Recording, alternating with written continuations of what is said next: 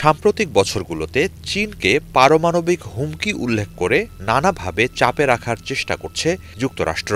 এ বিষয়ে করণীয় নির্ধারণে চলতি বছরের মার্চ মাসে বিশেষ কর্মপরিকল্পনারও অনুমোদন দেন যুক্তরাষ্ট্রের প্রেসিডেন্ট জো বাইডেন।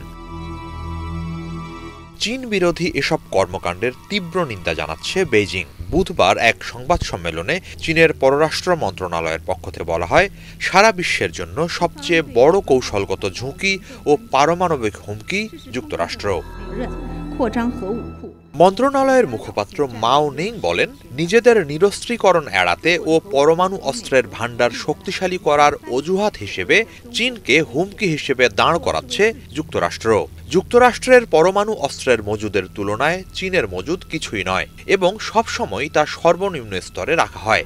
একই সাথে চীনের পরমাণু নীতি কেবল আত্মরক্ষার জন্য, কারো ওপর হামলা চালানোর জন্য নয়। মাও বলেন, চীন কোনো দেশের সাথেই অস্ত্র বানানোর প্রতিযোগিতায় নামতে আগ্রহী নয়। যুক্তরাষ্ট্রের হাতে আছে বিশ্বের সর্ববৃহৎ ও অত্যাধুনিক পরমাণু অস্ত্রের ভান্ডার। সেই সাথে আত্মরক্ষা নয়, তারা আক্রমণের নীতিতে বিশ্বাসী। পরমাণু অস্ত্রের মজুদ বাড়াতে ওয়াশিংটন ক্রমাগত বিশাল বিনিয়োগ করছে, কিন্তু হুমকি আখ্যা দিয়ে অন্য দেশের পরমাণু অস্ত্র প্রাপ্তি ঠেকিয়ে দিতে উদ্গ্রীব। মূলত সারা বিশ্বের সর্ববৃহৎ পারমাণবিক হুমকি যুক্তরাষ্ট্র নিজে। যুক্তরাষ্ট্রকে দায়িত্বশীল পরমাণু নীতি অনুসরণ করে যথাযথ নিরস্ত্রীকরণের উদ্যোগ নেয়ার আহ্বান জানিয়েছে চীন।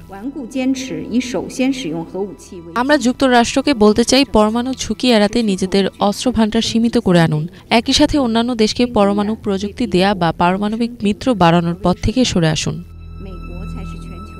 হিজল জোবায়ের, বাংলা ভিশন।